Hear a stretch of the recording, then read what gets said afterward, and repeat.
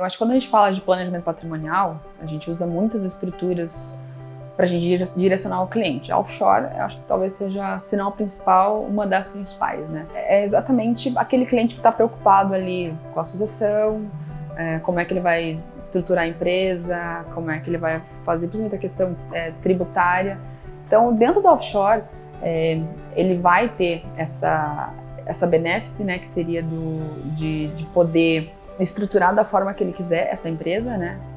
Colocar dentro da offshore outras empresas, mandar ativos financeiros ou não financeiros para dentro dessa empresa, comprar seguro dentro dessa empresa, acessar outros mercados dentro dessa empresa. Então, dentro de uma offshore, além de estar numa outra jurisdição, ele consegue trabalhar o teu patrimônio de uma forma estratégica, tá? Quando eu falo de forma estratégica, voltando ao ponto de que aqui no Brasil, tudo que acontece ou muito do que acontece vai impactar os ativos que ele tem na carteira, lá fora esse impacto vai ser um pouco menor, tá? Então, assim, questão de planejamento, realmente faz total sentido para o nosso cliente ele ter essa estrutura montada, tá? O foco do cliente no planejamento patrimonial e sucessório, que acho que não existe só patrimonial, existe o sucessório junto ali, né? Porque ninguém planeja o patrimônio, enfim, e não planeja como é que ele vai passar esse patrimônio para frente, né?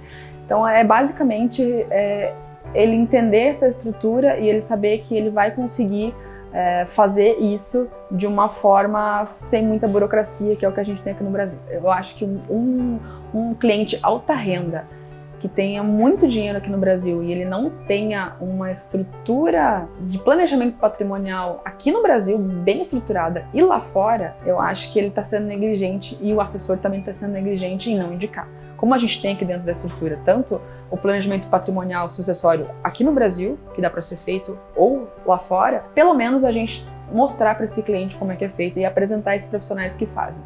Pelo menos assim, aquela coisa, eu fiz, eu indiquei, eu falei sobre isso. Se ele não quis fazer por alguma razão ou outra, ok, mas o meu trabalho é esse, mostrar para o meu cliente todas as formas e todas as estruturas que ele tem hoje que possa melhorar a questão de planejamento dele, né? Então, seja aqui ou seja lá fora, algumas coisas, como eu disse, eles não querem investir lá fora por total desconhecimento, porque tá no Brasil, lá é desconhecido, enfim. Tudo bem, a gente pode auxiliar dessa forma, mas tem algumas pessoas que elas precisam desse planejamento aqui no Brasil.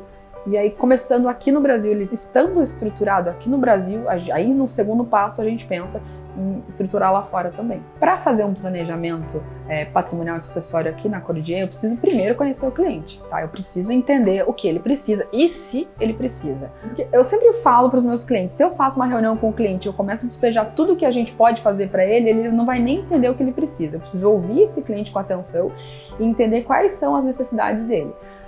Entendendo ali que a necessidade dele é a questão, né, patrimonial e sucessória, aí sim a gente vai ter essa conversa um pouco mais aguçada ali no segundo e terceiro passo. Aí seria uma conversa bem específica. A gente chamaria a nossa equipe de planejamento patrimonial e sucessório, que é essa equipe capacitada, do âmbito jurídico, do âmbito contábil. Aí sim eles iam fazer essa anamnese com o cliente, entender o que ele precisa, e aí sim a gente ia ver se a gente precisa estruturar ela aqui no Brasil ou fora. Geralmente a gente começa estruturando aqui no Brasil, né? Depois de estruturado aqui no Brasil, aí sim a gente abre uma estrutura lá fora também para ele poder ter acesso a essas duas jurisdições.